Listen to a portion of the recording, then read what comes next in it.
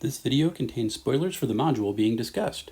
If you think you may play through this module, don't watch, but feel free to send your DM this way.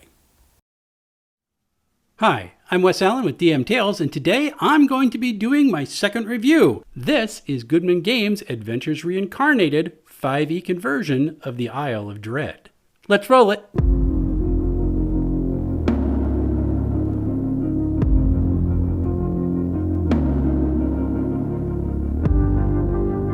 So I'm switching things up a little bit this week, and I want to review the Goodman Games reimagining, or reincarnation is the way they put it, of the D&D Expert Set's classic, The Isle of Dread. Now, when I heard that Goodman Games was doing these reimagining of these old school modules, I was really excited because I wanted to go back and play like Castle Amber or The Keep on the Borderlands. These are the games that I grew up with. They're modules and adventures that I read over and over and over again. And the Isle of Dread is right there with them. And then I saw that they were $50 retail, and I went, huh? That's gotta be a mistake. You can't charge $50 for just a remake of an old school module. What on earth are they throwing in it? And then I started seeing the reviews of these books that Goodman Games was putting out, and I began to go, I want to pick these up. Just look at the creation of this module. See how thick it is? I can't even get it in focus because it's so big. I mean, this thing is massive. It is stitched binding, and I actually had to hide my bookmark because it comes with one bookmark in it, stitched right in, so you can keep your place. I mean, that is absolutely just fantastic. So what is Goodman Games putting in these modules that they can get so thick? Let's take a look. We open up.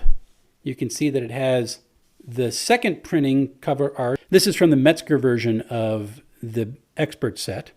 On the back, it has the cover and the back cover of the original printing. This is the one that I would have had, and this was on David Cook's version of the Expert set that went with Moldvay Basic.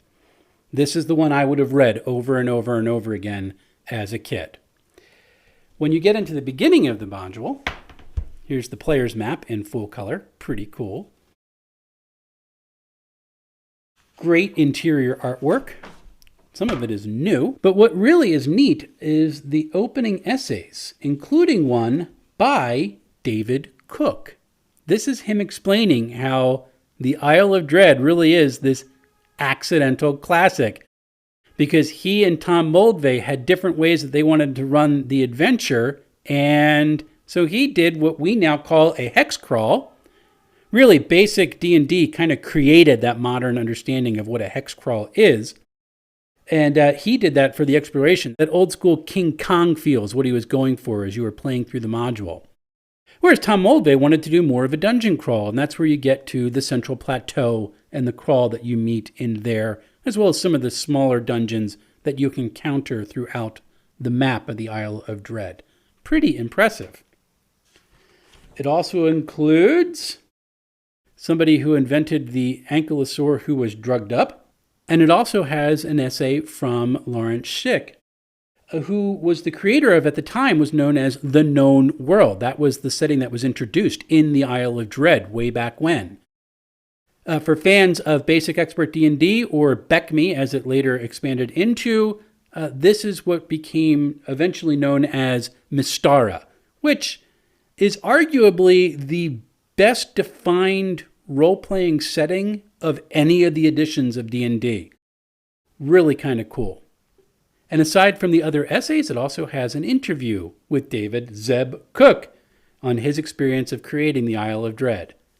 These essays at the beginning of the book, they're worth the purchase price alone because you're getting insight into how early games were being made. Why were the modules set up the way they were? Why were they limited to the number of pages that they had? They were all real reasons for it that were going on in the background of TSR at the time. Really kind of cool.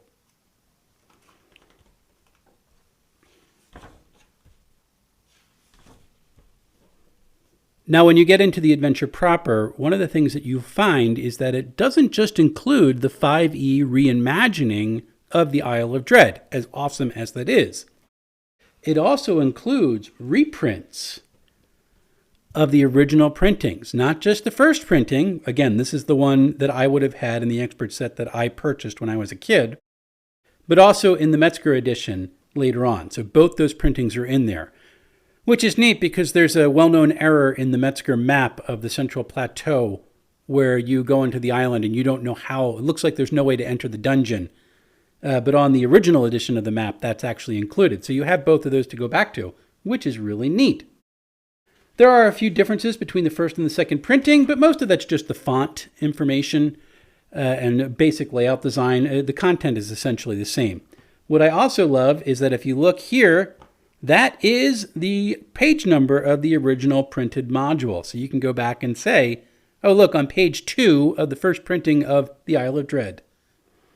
These are scanned pages, and they're done really, really well. The paper is nice, heavy weight. This book really has a premium feel. Just scan through some of these pages for a minute. Beautiful old maps. And there it is, the first edition printing of the Isle of Dread. Old school hex crawl map. I would love to try to make this again nowadays in something like Hexographer to get a hex map style, or even in WonderDraft or Incarnate, just to see what it would look like with kind of a more modern aesthetic. These smaller maps can be easily scanned and brought into something like Dungeon Draft if you're still using a virtual tabletop. Really cool. And a double page spread of the known world. Let me get that lined up there. How cool! This is eventually what will become Mystara again. And there's the Isle of Dread all the way down there.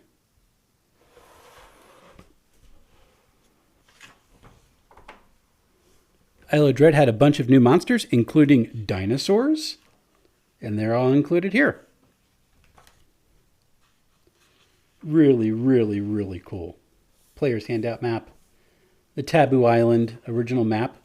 This is the bit that is messed up on the Metzger edition of the game. We'll show that to you in a second. And there's the back cover. Really neat. Here is the second printing. Color player's map. Original back cover.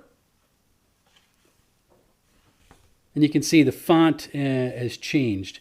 A little bit heavier. It's a little bit easier to read. The aesthetic is a little bit more pleasing. TSR was upping their production values at this point. Not that the original stuff was bad, but they just had a little bit more things that were open to them at this point. And you have the letter of the pirate that kind of gets you to want to come to the island is now done in a faux printout style or a faux journal style. All the basic information is the same between the two printings, but the layout is different. Some of the interior artwork is different. Map looks a little cleaner. And keep in mind, I haven't read any version of the Isle of Dread in maybe 30 years, so it's neat to have it in its original format right here. That's cool. Then we get into chapter 3, and here is the 5e conversion of the book. And you can see it, the aesthetic has now changed. This is something that we would much more expect to be in a modern module at this point. The layout is very high quality. Fonts are amazing. I mean, look at this drop cap. So it's a much different experience than we would have had back in the 80s or the 90s, but these are now redone for the 5e aesthetic and play. And just look at that. I wish this would have been on double page spread too, but this is kind of a more modern hex crawl. Updated icons a little bit, gives it a little bit more of a 3D feel to it. And that would have been nice to see as a double page spread. That probably is the one knock I have on the book right now. But all the information that was there in the original printings of the module is still here. They haven't taken anything out. And in fact, I'll show you in a little bit. They've expanded stuff. A little bit of information on how to explore the Isle of Dread. One of the things that I don't think the 5e Dungeon Master's Guide does really well is teaches DMs how to handle wilderness exploration. So if you're interested in doing something like that, it might be worth paying the $4.99 on DriveThruRPG to go back and actually get the expert set that explained how to do a hex crawl, or just watch a video on YouTube on how to do it. And there is the 5e edition of the Isle of Dread map, again with the more 3D artwork. It's a little bit cleaner to read, actually, I think. Just look at the artwork. Utterly beautiful. And yes, I'm gushing. There is the nostalgia factor of this, but it's just neat to see these old modules get completely redone and become new. The adventure, the Isle of Dread, technically has an ending. It's on the Central Plateau. In the old game, there was an amphibious species that was, kind of dormant, ready to wake up. They could do an incredible charm person spell on people. And they wanted to rule the world. That's kind of their thing. They've expanded that a little bit in the reimagining, and they've added in a reason why these amphibians are suddenly waking up. And they've actually expanded that last dungeon crawl. So there's the Central Plateau. This is a rope bridge that comes in from one of the other mountains. There is a village that exists on that Central Plateau.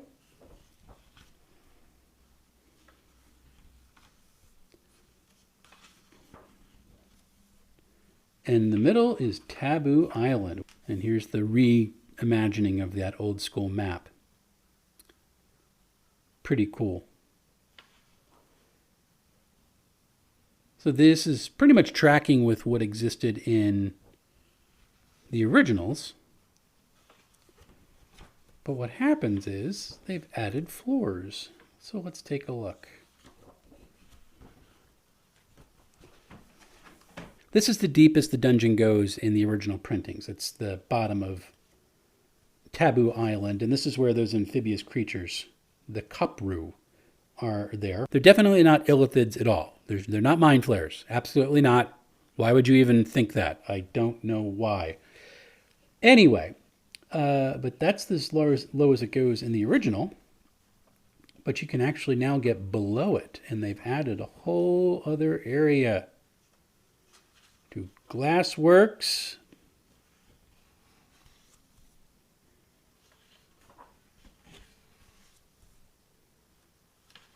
I have to go through and read all of this. The halls of corruption. Ooh, scary.